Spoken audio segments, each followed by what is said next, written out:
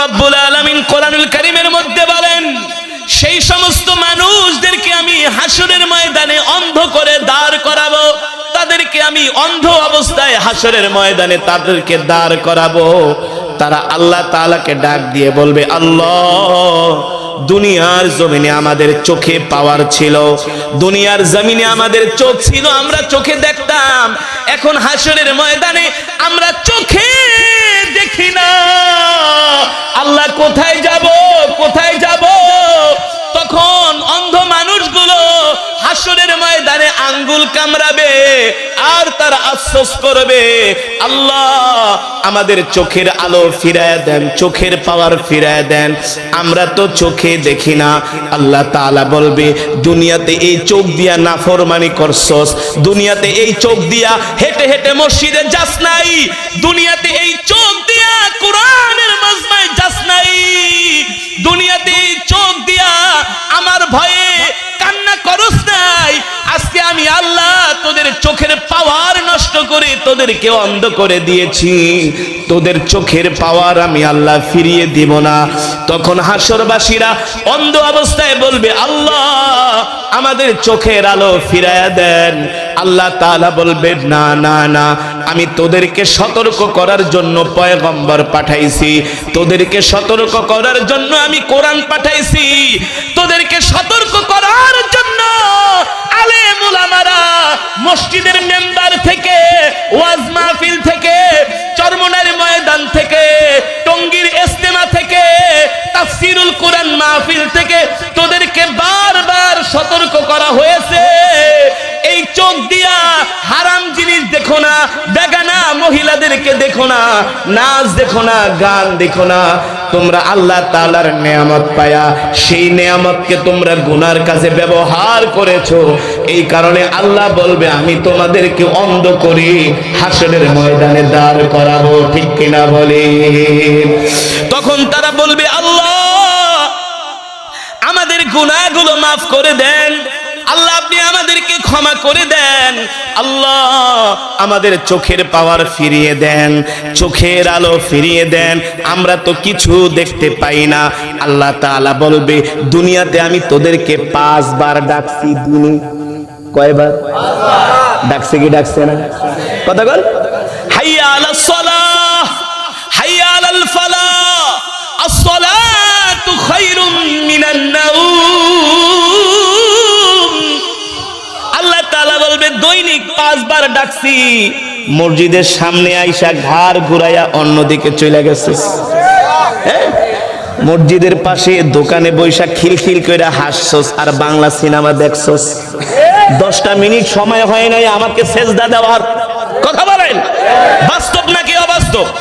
এ মুসলমান জোরে বলি, বাস্তব নাকি অবাস্তব? আল্লাহ তাআলা বলবে, 10টা মিনিট সময় হয় নাই আমার কদমে সেজদা দেওয়া। জোহর গেল, আসর গেল, মাগরিব গেল, আমি আল্লাহ অপেক্ষা করতেছি, মনে হয় এশারের সময় আমার কদমে সেজদা দিবি। ফজরের সময় আমি আল্লাহ তোদের জন্য অপেক্ষা করতেছি, মনে হয় আমার আদরের বান্দা রাত্রিবেলা ঘুমায়া ফজরের সময় আমার কদমে সেজদা দিব। আল্লাহ তাআলা বলে, আমি আশায় ছিলাম, মনে হয় ফজরের পরে তোরা কোরআন পড়বি। সুবহানাল্লাহ বলেন। ও কুরআনাল ফাজর, ইন্না কুরআনাল ফাজরি কানা মাশহুদা। সুবহানাল্লাহ বলেন।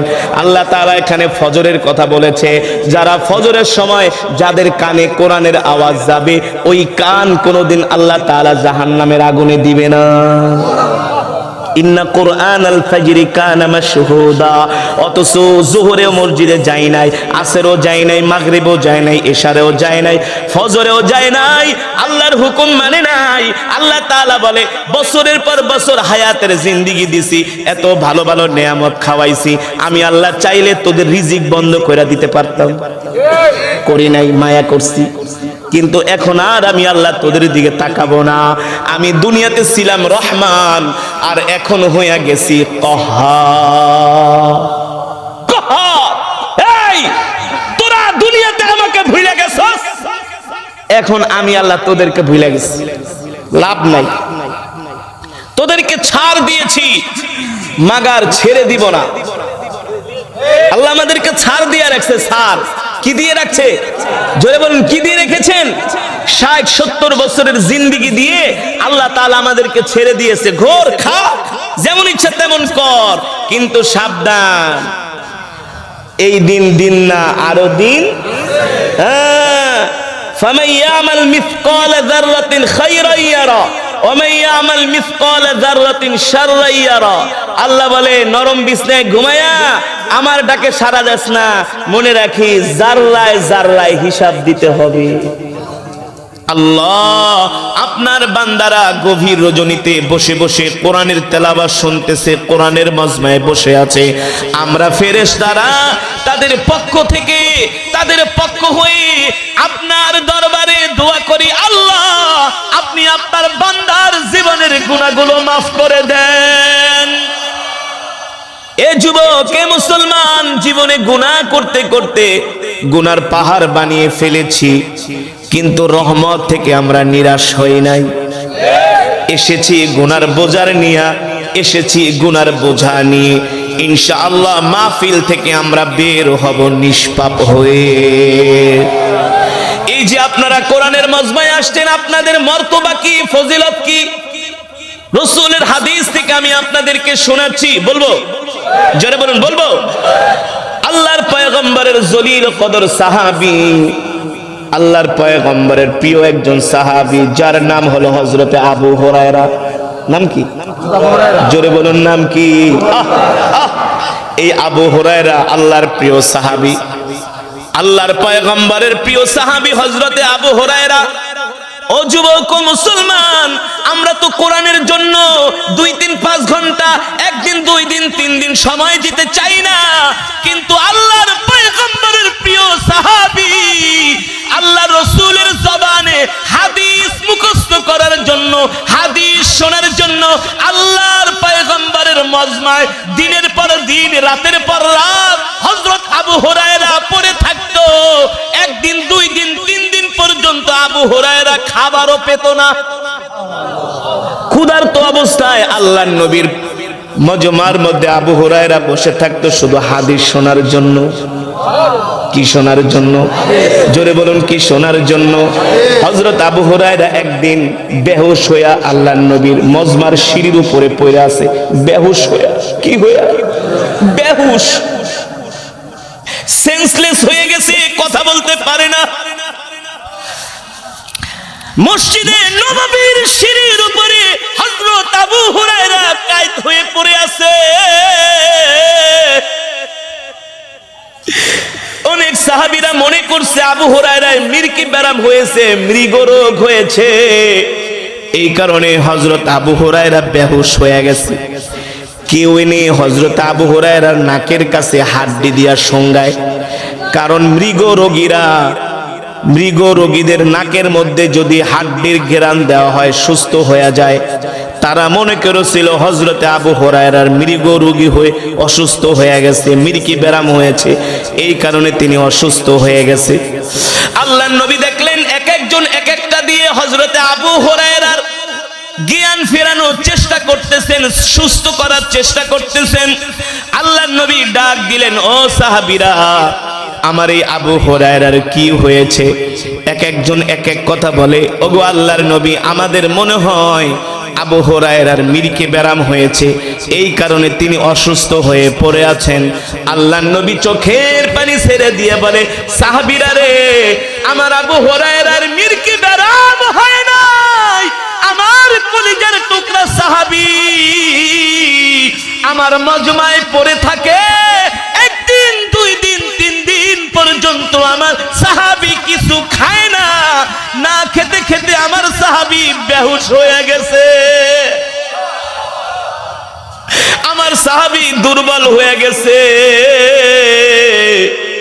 আমরা মাহফিলে আসছি, অনেকে রাত্রবেলা খাই নাই, আসি না? এক বেলা না খেলে আমাদের শরীর কাঁপায় না? এক বেলা না খেলে আমাদের সাথে কথা বলা যায় না, ঠিক কিনা বলেন? এক বেলা ক্ষুধার্ত অবস্থায় থাকলে আমাদের কাছে ভালো কথাও খারাপ লাগে। কিন্তু আল্লাহ রাসূলের সাহাবী হযরত আবু হুরায়রা 3 দিন পর্যন্ত কিছু খায় না। আল্লাহর নবীর দরবারে থাকে, খাবারও আসে না, খাবে কোত্থেকে? শুধু আল্লাহর নবীর দরবারে পড়ে থাকে হযরতে আবু হুরায়রা হাদিস মুখস্থ করার জন্য। আল্লাহু আকবার। এই কারণে আল্লাহর রাসূলের সাহাবীদের মধ্যে সর্বাধিক হাদিস মুখস্থ সংরক্ষণকারী ছিলেন হযরতে আবু হুরায়রা। সুবহানাল্লাহ বলেন। এই আবু হুরায়রা সবচেয়ে বেশি হাদিস মুখস্থ করেছেন। বুখারী, তিরমিজির যত হাদিস, মুসলিমের যত হাদিস, সব হাদিস ম্যাক্সিমাম হলো হযরত আবু হুরায়রা থেকে বর্ণিত। সুবহানাল্লাহ বলেন। আরো জোরে বলুন সুবহানাল্লাহ। সেই সাহাবী আবু হুরায়রা রাদিয়াল্লাহু তাআলা আনহু থেকে বর্ণিত, সাহাবী আবু সাঈদ আল খাদরি রাদিয়াল্লাহু তাআলা আনহু থেকে বর্ণিত, আল্লাহর রাসূল বলেন, মা মিন কওমিন ইয়াযকুরুনাল্লাহ, জোরে বলেন, মা মিন কওমিন ইয়াযকুরুনাল্লাহ ইল্লা বিহাফাতুহুমুল মালাইকা ওয়া গাশিয়াতুহুমুর রহমান ওয়া নাযালাত আলাইহিমুস সাকিনাহ। আল্লাহু আকবার। আল্লাহর নবী বলেন, সাইয়েদনা হযরত আবু হুরায়রা বলেন, আল্লাহর পয়গম্বর ইমামুল আম্বিয়া সাইয়্যিদুল মুরসালিন সাইয়েদনা প্রিয় নবী আমাদেরকে বলেন, যখন তোমরা বসে বসে আল্লাহর জিকির করো, আল্লাহর কোরআনের তেলাওয়াত করো, কোরআনের বয়ান করো, বয়ান শোনো, তখন আল্লাহ তাআলার পক্ষ থেকে ওয়া নাযালাত আলাইহিমুস সাকিনা, তোমাদের উপরে রহমত বর্ষণ হয়। জোরে বলেন সুবহানাল্লাহ। আমরা একটু কোরআনের মজমায় আসতে চাই না, আমরা একটু কোরআনের মজমায় বসতে চাই না, আমরা মসজিদে যাইয়া 10 মিনিট বেশি দেরি করতে চাই না, শুধু টাইম হিসাব করি। কথা কন। মসজিদে গেলে ইমাম সাহেব যদি 10 মিনিট বয়ান বেশি করে, চোখ গরম করে ইমাম সাহেবের দিকে তাকাই, তাকাই কি তাকাই না? এই হুজুর আপনার কি কোনো জ্ঞান নাই, কমন সেন্স নাই, 10 মিনিট বেশি হয়ে গেছে বলেন? এত ওয়াজ আমাদের লাগবে না। কথা কয় না, কথা কয় না। এত ওয়াজ আমাদের লাগবে না, দোয়া ছোট করে করেন। একেবারে মসজিদে আসলে পেরেশান হয়ে যায়, প্রেসার উঠে যায়। অনেকে আবার মাথার টুপি খুইলা ফ্লোরে রাখে, পাও দুইটা সেগায়া বহে, কথা কয় না, লুঙ্গি দিয়া বাতাস করে, কি একেবারে নেক কামায়া উড়ায় ফেলাইছে। কথা কন। পারলে গায়ের জামা খুইলা নিজেরে বাতাস করে, বুঝায় খুব কষ্টে আছি, শেষ করেন। মসজিদে আসলে মনে হয় আযাবের মধ্যে আছে। কথা কয় না। এমন মুসল্লি আপনাদের এলাকায় আছে কি আছে না? জোরে বলুন, আছে কি আছে না? মসজিদে আসলে মনে হয় আযাবের মধ্যে আছে। আর চায়ের দোকানে বসে যখন বাংলা সিনেমা দেখে আর বিড়ি টান মারে, কি ভাব না? 3 ঘন্টা বৈশা বাংলা সিনেমা দেখে কোনো কষ্ট লাগে না, আর মসজিদে আইসা 10 মিনিট দেরি করতে চায় না। ঠিক কিনা বলেন? কারণ কি? কারণ কি? ঈমান দুর্বল হয়ে গেছে। আর যদি ঈমান মজবুত হতো, শক্ত হতো, তাহলে ইমাম সাহেবকে বলতো, হুজুর একটু লম্বা কেরাত দিয়া নামাজ পড়েন। ঠিক না? হুজুর একটু লম্বা কেরাত দিয়া নামাজ পড়েন, হুজুর মোনাজাতটা একটু লম্বা করে করেন। ঠিক কিনা বলেন? কারণ কি? কারণ কি? মুমিন তো কোরআন তেলাওয়াত শুনলে তার হৃদয় ঠান্ডা হয়, কলিজা ঠান্ডা হয়। ঠিক কিনা বলেন? মুমিন যতই কোরআন শোনে ততই মুমিনের ঈমানের পাওয়ার বেড়ে যায়। জোরে বলেন সুবহানাল্লাহ। যেটা বললাম, আমরা মসজিদে আইসা সময় দিতে চাই না, ওয়াজ মাহফিলে আইসা আমরা পেরেশান হয়ে যাই, বিরক্ত হয়ে যাই, আমরা রাগ করি, এত সময় কেন, এত সময় কেন, হুজুররা কেন এত সময় আমাদের নষ্ট করে। ও মুসলমান, ও যুবক, ও ভাই, ও বাবা, ও বোন, তোমরা জানো না বাবারে, ও দোস্তরা তোমরা জানো না, আল্লাহ রসুলের সাহাবীরা একটা হাদিস শোনার জন্য 2000 কিলোমিটার পথ পাড়ি দিয়েছেন। একটা হাদিস শোনার জন্য 2000 কিলোমিটার পথ পাড়ি দিয়েছেন। একটা হাদিস। কয়টা? কয়টা?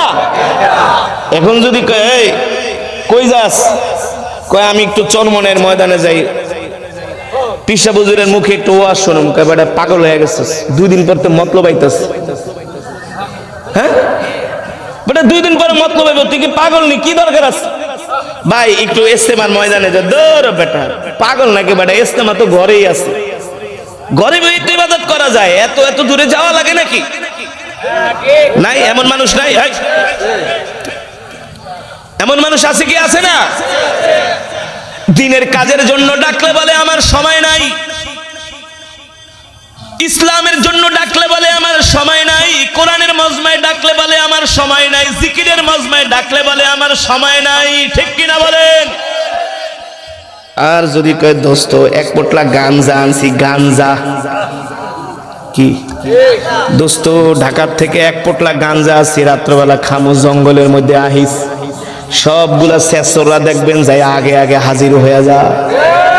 কথা কয় না? সঠিক নাকি বেঠি? রাত 3টা বাজে ফুটবল খেলার জন্য ডাক দেয়, দোস্ত রে আজকে কিন্তু মেসি আর নেইমারের ফুটবল খেলা আছে, আগে আগে আইসা পড়িস। পানি পুনির ব্যবস্থা আছে, কথা বল, পানি পুনির ব্যবস্থা আছে। এক বন্ধু আরেক বন্ধুরে ডাক দিয়া নিয়ে আসে, একদিনও তো ডাকলা না দোস্ত, তাহাজ্জুদের নামাজ পড়তে হইব, রাত্রবেলা 2টা বাজে 3টা বাজে মসজিদে চলে এসো। কইছে আছে আপনাদের এলাকায়? কিন্তু মানুষ গান শোনার জন্য ডাকে, ফুটবল খেলা ক্রিকেট খেলার জন্য ডাকে, বাংলা সিনেমা দেখার জন্য ডাকে, কেউ কাউকে দিনের জন্য ডাকে না, ডাকে না, ডাকে না। কারণ কি? কারণ কি? ঈমান দুর্বল হয়ে গেছে। আর ঈমান মজবুত করার সবচেয়ে বড় মেডিসিন হলো ওয়াইদা তুলিয়াত আলাইহিম আয়াতুহু যাদাতুহুম ঈমানা। কোরআনের তেলাওয়াত শুনলে ঈমান বেড়ে যায়। ঠিক কি না বলেন? কি বেড়ে যায় মুসলমান? আরো জোরে বলুন, কি বেড়ে যায়? যেটা বলছিলাম, আল্লাহ রাসূলের সাহাবী একটা হাদিস শোনার জন্য আল্লাহর নবীর ইন্তেকালের পরে 2000 কিলোমিটার পথ পাড়ি দিয়েছেন। কয় হাজার কিলোমিটার পথ?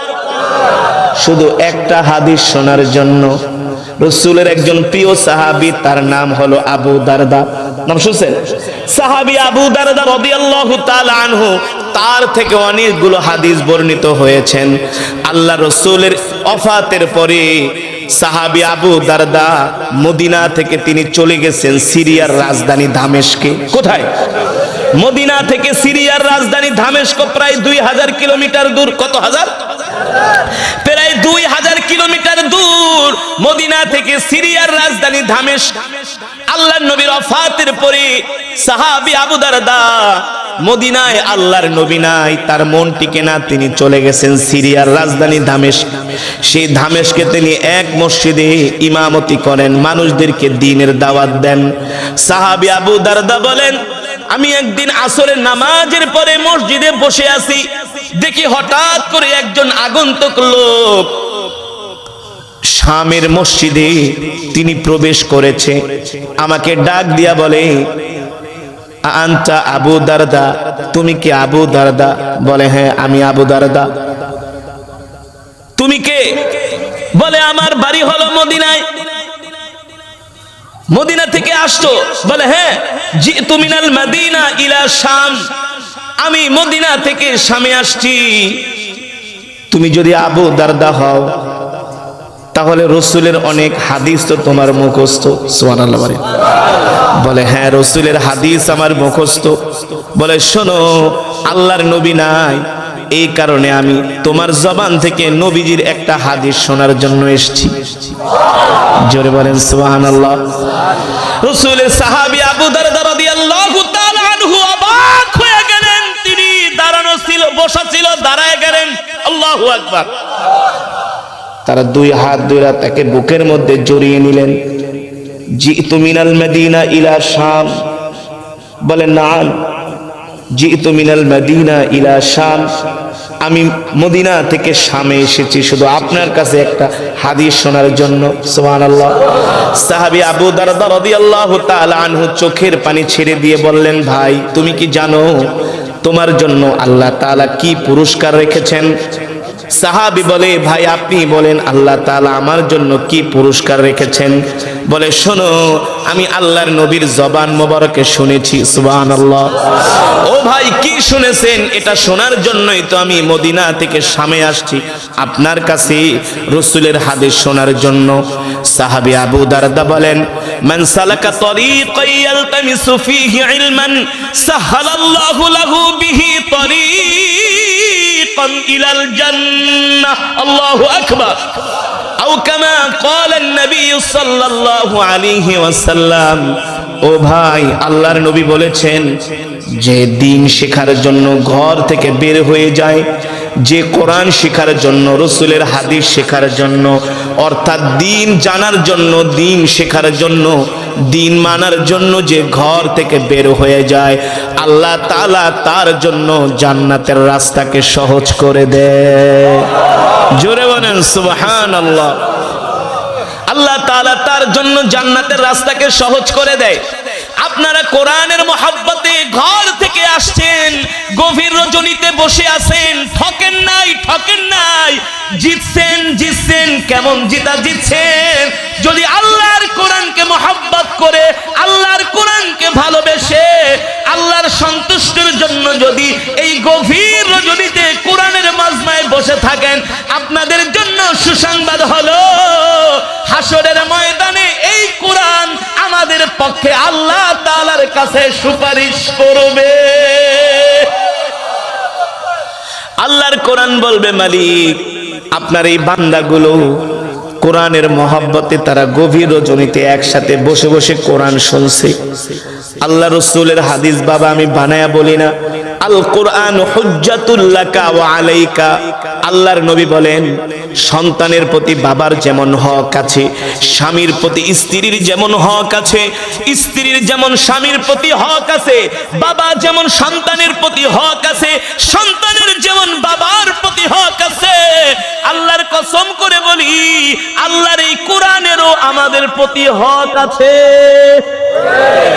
কি আছে? এত সোজা না। এই যুবক, তুমি কি ভাবছো তোমাকে আল্লাহ এমনি এমনি ছেড়ে দিবে? তোমাকে আল্লাহ এমনি এমনি ছাড়বে না। আমাকেও ছাড়বে না, আপনাদেরকেও ছাড়বে না, কাউকেই ছাড়বে না। আল্লাহ তাআলা হাসরের মাঠে একজন একজন করে ধরবে আর বলবে, করায় গন্ডায় হিসাব নিবে। কোরআন দিছিলাম, এই কোরআনের হক আদায় করছস কিনা? কোরআনের হক আদায় করছস কিনা? যদি হক আদায় করতে না পারি, আল্লাহ তাআলা ফেরেশতাদেরকে বলবে, যা ওদেরকে লোহার শিকল দিয়ে টানতে টানতে জাহান্নামে নিয়ে যা। ঠিক কিনা বলেন? কোরআনের হক আদায় কি? কোরআনের হক আদায় হলো যখন কোন মজমায় কোরআন পড়া হয়, প্রত্যেকটা মুসলমানের ঈমানি দায়িত্ব হয়ে যায় কোরআন শোনার জন্য কোরআনের মজমায় আসা। ঠিক কিনা বলে? দ্বিতীয়ত, কোরআন অনুযায়ী আমল করা। কি করা? জোরে বলেন, কি করা? দ্বিতীয়ত, কোরআন অনুযায়ী আমল করা।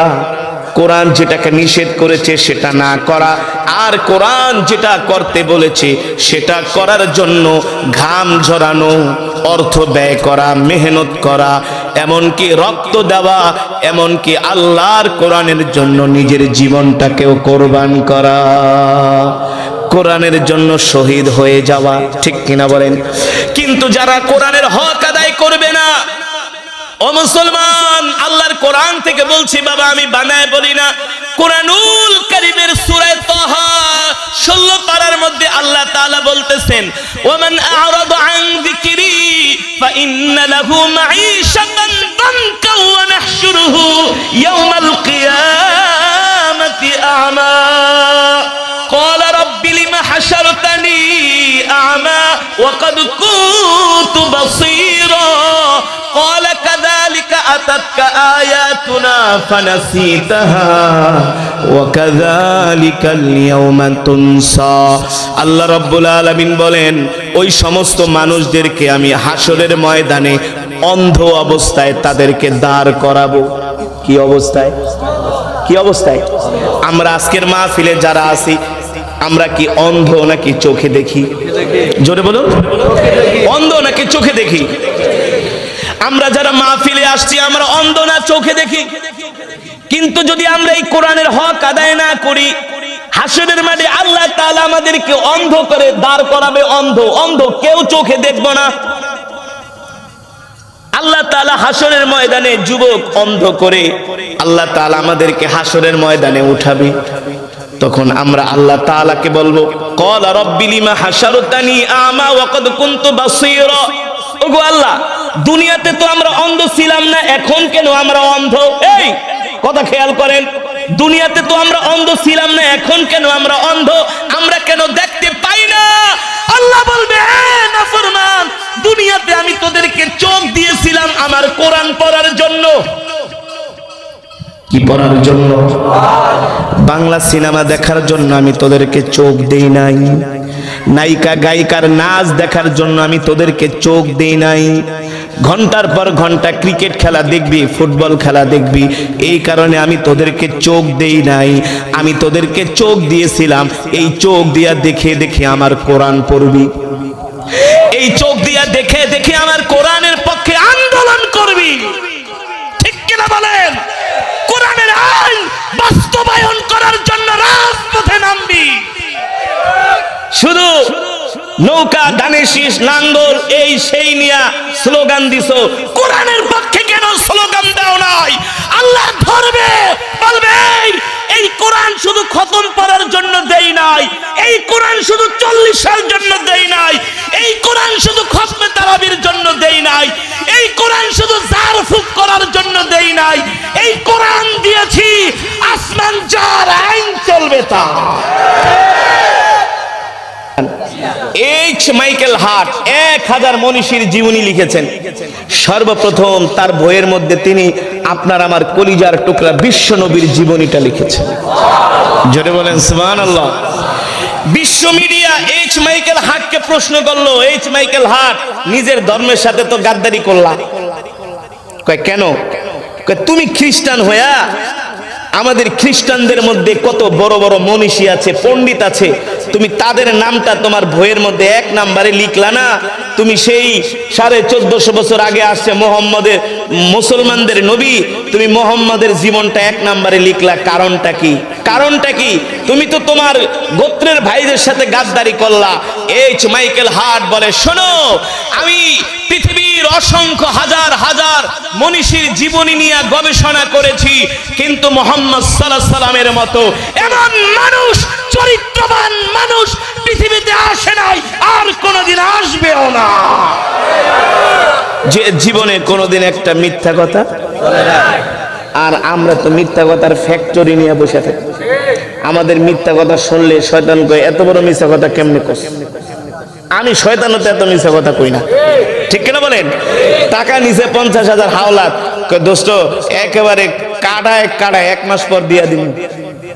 কাটায় কাটায় টাকাটা নেওয়ার আগে হের বাড়িতে ইলিশ মাছ কিনা দিয়া কথা কেনা। মোহনপুর ঘাটে যায়, দোস্ত এই যে একেবারে হবায় টান দিয়া উঠাইছে, 4টা ইলিশ মাছ করে দিয়া গেলাম, কি খাতির না? খাওয়ান দিয়া হয়, ফোন দেয় টাকা নেওয়ার আগে, টাকা নেওয়ার আগে 50,000 নেওয়ার আগে ইলিশ মাছ পাঠায়, ফোন দেয়, দোস্ত তোমার শরীর ঠিক আছে নাকি, বাতে ব্যথা কমছে নাকি, গ্যাস্ট্রিকের বড়ি খাইছো নাকি, কথা বলে। টাকা নেওয়ার আগে জুতাটা সোজা করে দেয়। আছে নাকি এমন মানুষ? টাইম নিছে 1 মাসের, কয় মাসের? 1 মাস পরে টাকা দেওয়ার কথা, দোস্ত 1 মাস তো আজকে টাকাটা দিবা না, বৈশা আছে সুজাতপুর বাজারে। কয় দোস্ত আরো আগে ফোন দিবা না, আমি তো গুলিস্তানে পড়ছি। আরো আগে ফোন দিতা, আমি তো এখন গুলিস্তানে পড়ছি। অথচ বৈশা রয়েছে সুজাতপুর বাজারের চায়ের দোকানে। ঠিক কিনা বলেন? শয়তান কয় এমন মিথ্যা কথা কেমনে কস? এমন মিথ্যা কথা কেমনে কস? আমার নবী 63 বছর জিন্দেগিতেও কোনোদিন একদিন মিথ্যা কথা কেউ বলতে পারবে না। কোন একটা মিথ্যা কথা বলেছে, আমরা সেই নবীর উম্মত। আল্লাহু আকবার, জোরে বলেন আল্লাহু আকবার। মুসলমান, সেই নবীর উপরে আল্লাহ তাআলা এই কোরআন নাজিল করেছে। সেই কোরআনের তেলাওয়াত আমি আপনাদের সামনে করেছি, আমি করেছি, আপনারা শুনেছেন। এক এক হরফে 10টি করে নেকি পেয়েছেন। কয়টা করে নেকি? জোরে বলুন, কয়টা করে নেকি? 10টি করে নেকি পেয়েছেন আজকের এই মজমায় আসার কারণে। আচ্ছা আপনারা বলেন তো, আপনাদের এলাকায় বর্তমানে এক খতম কোরআন তেলাওয়াত করাইতে কয়জন হুজুর লাগে? কয়জন? মাশাআল্লাহ। তাইলে মতলবের মানুষ মাঝে মাঝে কোরআন খতম পড়ায়, বোঝা যায়। সবাই 10 জন বলতেছেন। হ্যাঁ, 10 জন হইলে এক খতম কোরআন শরীফ ইমাম সাহেবরা পড়তে পারে 1 ঘন্টায় 3 পারা করে। কয় পারা? কয় পারা? 3 পারা। কিন্তু আপনি যে এক খতম কোরআন শরীফ পড়াইবেন, চাইলে কি সহজে 10 জন ইমাম সাহেব একত্রিত করতে পারবেন?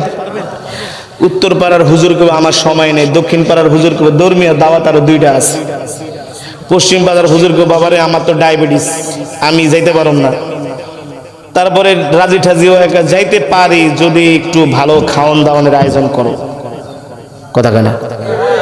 দেশি মুরগির ডিম, দেশি মুরগি, তারপরে ওই যে খাঁটি গায়ের দুধ দিয়া পায়েস রাঁধতে হবে, ঠিক করে বলে। 10 জন ইমাম সাহেব আসলো, আসার পরে এক খতম কোরআন শরীফ পড়লো, পড়ে দোয়া কালাম করে খাবার দাবারের আয়োজন করলেন। খেয়ে ঠেয়ে যাওয়ার সময় লম্বা সালাম, আসসালামু আলাইকুম ব্যাপারী সাহেব জায়গা কি জায়গা?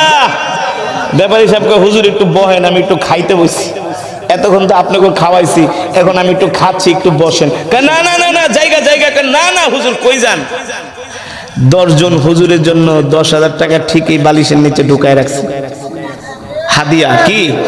হাদিয়া, জোরে বলুন কি?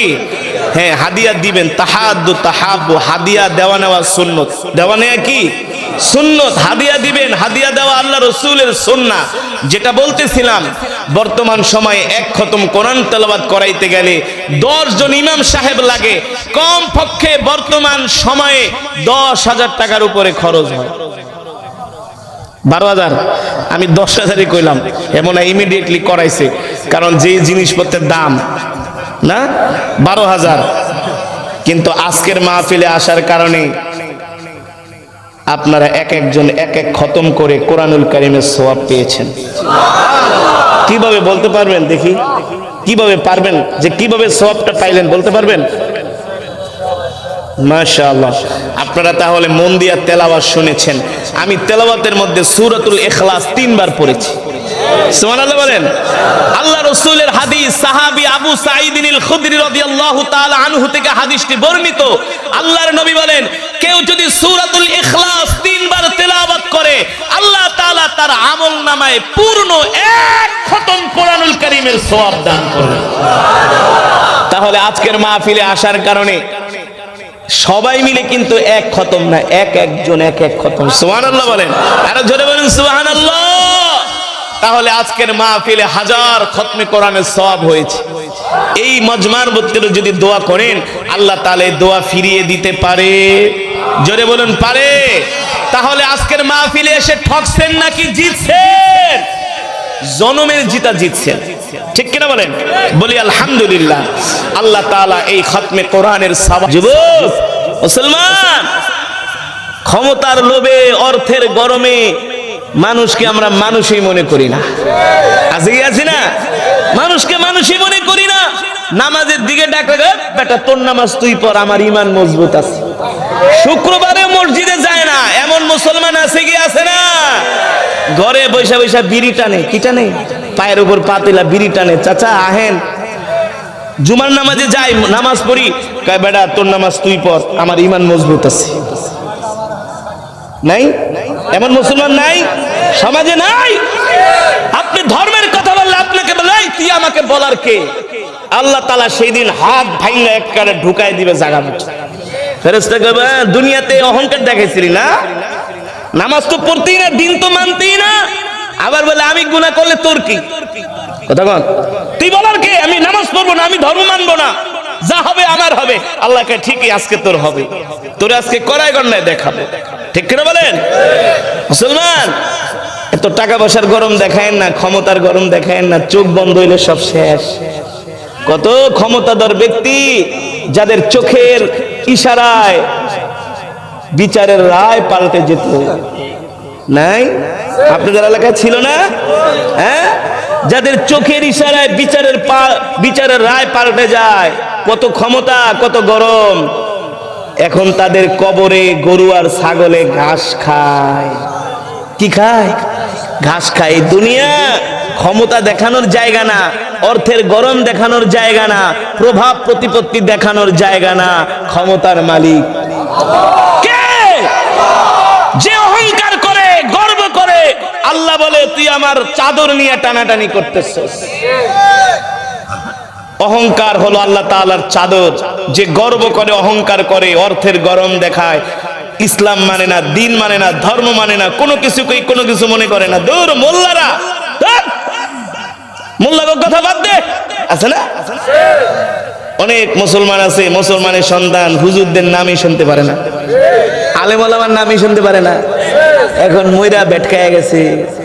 তাদের পরিণাম কখনো শুভ নয়, তাদের পরিণাম কখনো ভালো নয়। তাদেরকে আল্লাহ তাআলা অন্ধ কইরা, কানা চোখে দেখবে না। হাসরের ময়দানে উঠাইবো, তখন তার আঙ্গুল কামড়াইবো, কপাল থাপড়াইবো। আল্লাহ বলে কোনো লাভ নাই, কোনো লাভ নাই, বারবার সতর্ক করছিলাম, আর তোদেরকে ক্ষমা করা হবে না, এখন তোদেরকে কঠিন শাস্তি দেওয়া হবে। ঠিক কিনা বলে? মুসলমান, একটা মশার কামড়ই সইতে পারি না, কবরের আযাব কিভাবে সইব? আছে? ক্ষমতা আছে সবার? আছে? নাই। তাহলে এখনো সময় আছে, এখনো সময় আছে। তওবা করে, ইস্তেগফার করে আমাদেরকে দ্বীনের পথে আসতে হবে, কোরআনের পথে, ইসলামের পথে আসতে হবে। 5 ওয়াক্ত সালাত আমাদেরকে জামাতের সাথে আদায় করতে হবে। সকাল সন্ধ্যা কোরআন পড়তে হবে, জিকির করতে হবে, জিকির করতে হবে। আমরা যদি আল্লাহ তাআলার হুকুম, আল্লাহ তাআলার বিধান যদি মানতে পারি, এই অবস্থায় যদি আমাদের ইন্তেকাল হয়ে যায়, আল্লাহর নবী বলেন, তাহলে কোরআন তোমাদেরকে পাহারা দিয়ে দিয়ে কবর থেকে জান্নাত পর্যন্ত পৌঁছে দিবে। ইদা উদিআল মাইয়িতু ফি কবরিহি জাআল কুরআনু ইনদা রাসিহি। আল্লাহর নবী বলেন, এই কবর, এই কোরআন তোমাদের কবরটাকে আলোকিত করবে, তোমাদের কবরটাকে আলোকিত করবে। এই কোরআন তোমাদেরকে কবরে পাহারা দিবে। শুধু কবরেই পাহারা দিবে না, এই কোরআন তোমাদেরকে হাত ধরে ধরে পথ দেখিয়ে দেখিয়ে পুলসিরাত পার করে তোমাদেরকে জান্নাতে ঢুকিয়ে দিবে। এই যে সেই মাদ্রাসার উদ্যোগে মাহফিল, এই মাদ্রাসায় অনেক হাফেজে কোরআনটা পড়ে। অনেক মুসলমান আছেন ফজরের নামাজ পড়েন না, কিন্তু রাত 3টা বাজে আইসা দেখেন ছোট ছোট বাচ্চারা উঠা কোরআন পড়ে। কি পড়ে? কি পড়ে? তাদের মর্যাদা কি জানেন? ইকালু লিসাহিবিল কুরআন ইকরা ওয়ারতাকি ওয়ারাত্তিল কামা কুনতা তুরাত্তিলু ফিদ দুনিয়া ফাইন্না মানজিলাকা ইনদা আখিরি আয়াতিন তাকরাহুয়া। আল্লাহ তাআলা বলবে, এই হাফেজে কোরআন, দুনিয়াতে যেভাবে কোরআন পড়েছিলে ঠিক সেভাবে এখন কোরআন পড়তে থাকো। তোমার কোরআন তেলাওয়াত যেখানে যে শেষ হবে সেখানে হবে তোমার স্থান, সেখানে হবে তোমার স্থান। হাফেজে কোরআন, কোরআনের আয়াত যেখানে শেষ, আল্লাহ তাআলা তাকে সেইখানে জান্নাত দিবে। সুবহানাল্লাহ। এমন জান্নাত, এমন জান্নাত, যে জান্নাতের কথা সে কোনোদিন কল্পনাও চোখেও দেখে নাই। আমরা তো সারা পৃথিবী ঘুরি, আমরা দেখেছি বিদেশে এমন এমন জায়গা আছে আপনি দেখলে বলবেন এটা দুনিয়া নাকি বেহেশত। এত সুন্দর, এত চমৎকার, নয়নাভিরাম দৃশ্য, নয়নাভিরাম দৃশ্য। আপনাকে যদি আঙ্গুরের বাগানে ছেড়ে দেওয়া হয়, আপেলের বাগানে ছেড়ে দেওয়া হয়, বেদেনার বাগানে ছেড়ে দেওয়া হয়, আপনাকে যদি খেজুরের বাগানে ছেড়ে দেওয়া হয়, আপনাকে যদি দুধের মনে করেন নহরের, শরবতের নহরের কাছে ছেড়ে দেওয়া হয়, আপনাকে এমনও হোটেল আছে বাংলাদেশে 5 স্টার হোটেল, এক রাত্রের ভাড়া 1 লক্ষ টাকা। এক রাত্রের ভাড়া। ওইখানে গেলে আপনি কবেন আমি কই আছি, দুনিয়ায় না বেহেশতে আছি। বেহেশতের তো প্রশ্নই, মানে জাস্ট আমরা বলি যে খুব সুখে আছি, মনে হয় বেহেশতের সুখ পাইতেছি। বেহেশতের সুখ কখনো 1000 কোটি টাকার হোটেলে থাকলেও সুখ পাবেন না। জান্নাত জান্নাতি, জান্নাত। তো দুনিয়ার মানুষ যদি এত সুন্দর করে দুনিয়াটা সাজাইতে পারে, তাহলে রব জান্নাতে কি রাখা দিছে আমাদের জন্য। মাঝে মাঝে আমি যখন মিশরে কেরাত পড়তাম, মাঝে মাঝে কায়রো থেকে মিশর তো হলো বাংলাদেশের 10টার সমান। মিশরে অনেক অনেক ধরনের ফলের বাগান আছে, যে ফল বাংলাদেশে আপনি চোখেও দেখেন নাই। ওইসব ফলের বাগানে ঢুকলে মনে হইতো আল্লাহ, দুনিয়ার ফলের বাগান যদি এত সুন্দর হয় তো জান্নাত কেমন হবে? সুবহানাল্লাহ বলেন। জান্নাতটা কেমন হতে পারে? আল্লাহু আকবার, জোরে বলুন আল্লাহু আকবার। ওই জান্নাত তো আর সবরি কলা না, কুমিল্লার রসমালাই না, টেকেরাডের সেই রসগোল্লা না, টাঙ্গাইলের চমচম না। ওই জান্নাত কামাই করতে হলে ঘাম ঝরাতে হয়, রক্ত দিতে হয়, জীবন দিতে হয়, ঠিক কিনা বলে? তারপরে জান্নাতের মালিকানা হয়। দুনিয়াতে একটা বিল্ডিং বানাইতে বানাইতে তুমি আপনার চুলদারি সব পাইকা যায়। কিরে ঘরের বিল্ডিং করছো, দরজা লাগাস নাই, গ্লাস লাগাস নাই, বাইরে শেষ, আমি শেষ। বিল্ডিং বানাইতে বানাইতে দরজা দিব কই থেকে, টাকা সব শেষ, জীবনটা শেষ করে ফেলাইছি। কথা কেনা, চুল পাকায় আলাইছি, ঠিক মতো রাইতে ঘুমাইতে পারি না, বিল্ডিং করতে রড কেনা, এই কেনা, সেই কেনা, এটা কেনা, সেটা কেনা। হ্যাঁ, দুনিয়াতে একটা বিল্ডিং করলে যদি আপনার এত কষ্ট হয়, তাই জান্নাতে আল্লাহ তাআলা আপনাকে 10 দুনিয়ার সমান একটা জান্নাত দিবে কি এমনি? গাঁজা খাইবেন, বাবা খাইবেন আর জান্নাত পাওয়া যাবেন, এতই সোজা? এত সোজা না। দইও খাবেন, দধিও খাবেন, এটা হবে না, ঠিক কিনা বলেন? এর মানে হলো জান্নাত পেতে হলে দুনিয়াকে ছাড়তে হবে। দুনিয়া ছোড় দো, দুনিয়াকে লাথি মারো, দুনিয়া তোমার পায়ের নিচে চলে আসবে। কি পাবা? দুনিয়াও পাবা, আখিরাতও পাবা। যারা বেশি দুনিয়া দুনিয়া করে আসলে তারা দুনিয়া পায় না। যে দেখেন, যারা 1000 কোটি টাকার মালিক, নামাজ রোজা করে না, ওদের ঘরে শান্তি নাই। টাকা যতই থাকুক, একটার পর একটা বিপদ লেগেই থাকে। আছে, হ্যাঁ? বউ অসুস্থ, পাঠাইছে সিঙ্গাপুরে, ফোন দিয়ে গেছে, স্যার বেশি না, বেশি না, 1 কোটি টাকা লাগবে। মেয়ে একটা অসুস্থ, নিজের আবার হাট গেছে, বলো কয়া কথা কন, কয়টা সামাল দিবা, কয়টা? শান্তি নাই। আল্লাহ তাআলা বলে দুনিয়া দুনিয়া করবি, দুনিয়া ঘাড়ের উপর চাপায় দিমু, পরে এদিকে দেখবি না, সেদিকে দেখবি না, পরে ঘরে বসে খালি বিড়ি টানবি। আর যদি আল্লাহর গোলামি করো, দেখবা আল্লাহ তাআলা দুনিয়াতে তোমাকে কত সুন্দর করে বিপদ থেকে বাঁচায় দেয়। সুবহানাল্লাহ বলেন, সুবহানাল্লাহ বলেন। গরিব মানুষের সন্তান হসপিটালে নেওয়া লাগে না, ঘরেই নরমাল ডেলিভারি হয়। আর যাদের টাকা পয়সা আছে, 2 দিন পর পর লয়া যায় অ্যাপোলোতে, লয়া যায় ইবনে স্কয়ারে, লয়া যায় সেই এভার কেয়ার হসপিটালে। একদিন ডাক্তারের কাছে 20-30 হাজার টাকা বিল দিয়ে আসে। আর একটা গরিব মানুষ আল্লাহওয়ালা এই মতলবের একটা গ্রামে ভাঙ্গা ঘরে থাকে, 6টা সন্তান জন্ম দিছে, কোনদিন ডাক্তারের কাছে তা কে করেছেন?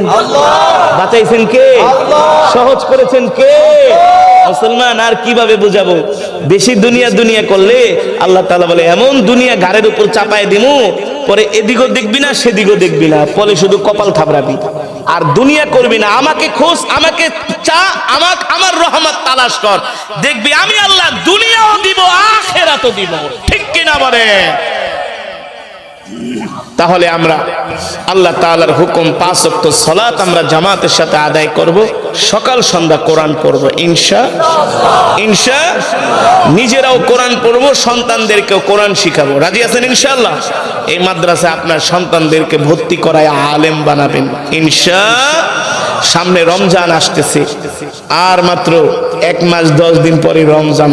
আল্লাহু আকবার, কত মজা না, কত শান্তি। ভোর রাত্রে ডাকবে, ভাই ওঠেন, সেহরি খাইতে ওঠেন। ইফতার সামনে নিলে কত মজা লাগে। আল্লাহু আকবার। ভাই ইফতার সামনে নিলে এত মজা লাগে, পৃথিবীর কোনো কিছুতে এত স্বাদ পাই না। ইফতারটা করলে এত ভালো লাগে। রোজা অবস্থায় মাত্র 20-25 মিনিট যখন বাকি থাকে, ইফতার সামনে কেমন মজার মজা। সুবহানাল্লাহ। আল্লাহ তাআলা আরশে আজিমে বৈশা ফেরেশতাদের সাথে মজা করে, দেখ আমার বান্দাদের দিকে তাকায় দেখ, ক্ষুধায় আমার বান্দা পেরেশান হয়ে গেছে, খাবে না, খাবে না, খাবে না, খাবে না, আবার হুকুম না পাওয়ার আগ পর্যন্ত খাবে না, খাবে না। আমাকে ভালোবাসে, কাকে ভালোবাসে? আমাকে ভালোবাসে। আল্লাহু আকবার। আল্লাহ তাআলা এই মাহে রমজান আমাদের ভাগ্যে নসিব করুন, বলি আমিন। আসেন আমরা আল্লাহ নবীজি দোয়া আমাদেরকে শিখায় দিয়েছেন রমজান পাওয়ার জন্য, সেই দোয়াটা আমরা একবার পড়ি। আল্লাহুম্মা বারিক লানা ফি রজব ওয়া শাবান ওয়া বাল্লিগনা রমাদান, এই দোয়াটা বেশি বেশি পড়বেন। কারণ যে জীবনে একটা রমজান পায়, একটা শবে কদর পায়, আল্লাহু আকবার, যদি শবে কদর তার নসিব হয়ে যায়, জাহান্নামের আগুন তার জন্য হারাম হয়ে যায়, জান্নাত ওয়াজিব হয়ে যায়। ঠিক কিনা বলেন? সেই রমজান পাওয়ার দরকার আছে কি আছে না? আল্লাহ তাআলা আমাদের সকলের ভাগ্যে রমজান নসিব করুন। আর রমজান হলো কোরআনের মাস। রমজান হলো কি? কোরআনের মাস। এই রমজান আসার আগে আমরা যারা কোরআন পড়তে পারি না, আমরা মাদ্রাসার হাফেজ সাহেবদের কাছে, মসজিদের ইমাম সাহেবদের কাছে, মুয়াজ্জিন সাহেবদের কাছে যে আমরা কোরআন শিখব ইনশাআল্লাহ। তাআলা আমাদের সকলকে তৌফিক দান করুন।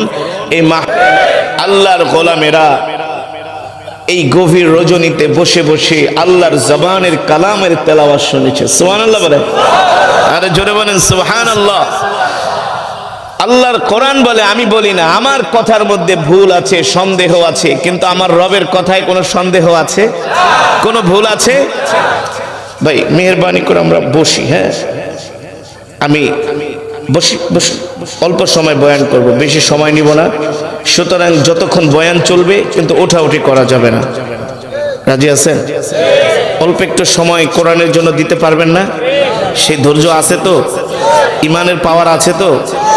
এখন কিন্তু ইবলিস শয়তান বলবে কি, দোস্ত এতক্ষণ হুজুরের তেলাওয়াত শুনছো, আর বয়ান শোনার দরকার নাই, বাইরে আসো, আয়সা দুইটা বিড়িতে টান মারো। শয়তান ওয়াসওয়াসা দিয়ে আমাদেরকে প্যান্ডেলের বাহিরে নিয়ে সওয়াব যা কামাইছি সব নষ্ট করে দিবে। করতে পারলেই শয়তান সফল, নাহলে কিন্তু শয়তান সফল না। আজকে কিন্তু শয়তান হেরে গেছে। মাহফিলের প্যান্ডেলের বাহিরে গড়াগড়ি করে এখন কান্না করতেছে। রাসূলের হাদিস। আর কপাল থাবড়াইতেছে, আর বলে আজকে আমার সব শেষ। আজকে একটারও বিড়ি টানাইতে পারলাম না, সিগারেট ধরাইতে পারলাম না, বাংলা সিনেমাও দেখাইতে পারলাম না। কথা বলে না কেন? শয়তান ধোঁকা দিবে কি দিবে না? আমরা শয়তানের ফাঁদে পাড়া দিব? জোরে বলেন। বয়ান কি চলবে? কতক্ষণ? কথা কয় না, কতক্ষণ? মাশাআল্লাহ, আপনাদের জজবা আছে, ইমানের পাওয়ার আছে। তাহলে বসেন, একজন উঠবেন না। উঠাউঠি করলে আমি মোনাজাত দিয়ে দিব। উঠাউঠি করলে আমি মোনাজাত দিয়ে দিব। অনেক কষ্ট করে ঢাকা থেকে এসেছি, সুতরাং অল্প সময় রসুলের শানে, রসুলের মহব্বতে কিছু কথা বলবো, যে আলোচনা শুনে আমাদের ইমান বাড়বে ইনশাআল্লাহ। রাজি আছেন? আজকের মজমায় এসে ঠকেন নাই, জিতছেন। কিভাবে জিতছেন আমি বলতেছি, খালি একটু 2 মিনিট ধৈর্য ধরেন। কি জিতাটা জিতছেন, কত জিতা যে জিতছেন বলতেছি। আলহামদুলিল্লাহ বলেন, জোরে বলি আলহামদুলিল্লাহ। আল্লাহ তাআলার কোরআন বলছে, ওয়া ইযা কুরিআল কুরআনু ফাসতামিউ লাহু ওয়া আনসিতু লাআল্লাকুম তুরহামুন। আল্লাহ তাআলা বলেন, নবী দুনিয়ার মানুষদেরকে বলে দেন, যখন তাদের সামনে আমার কোরআনের তেলাওয়াত করা হয়, আর যদি আমার বান্দারা মন দিয়ে, হৃদয় দিয়ে, মুহাব্বতের সাথে আমার কালামের তেলাওয়াত শ্রবণ করে, আমি আল্লাহ তাদের উপর রহমত নাজিল করি। এই যে আমি কোরআন পড়েছি, আপনারা শুনেছেন, এই মজমার মধ্যে আল্লাহ তাআলার রহমত নাজিল হয়েছে। আল্লাহু আকবার, জোরে বলি আল্লাহু আকবার। এই যে কোরআনের মজমায় আসছেন, অগণিত রহমতের ফেরেশতারা আমাদেরকে বেষ্টন করে আছে চতুর্দিকে। তারা আমাদের জন্য মাগফিরাতের দোয়া করতেছে। মাগফিরাতের দোয়া কি দোয়া? আল্লাহ তার হায়াতে বারাকা দান করুন। আজকের মাদ্রাসা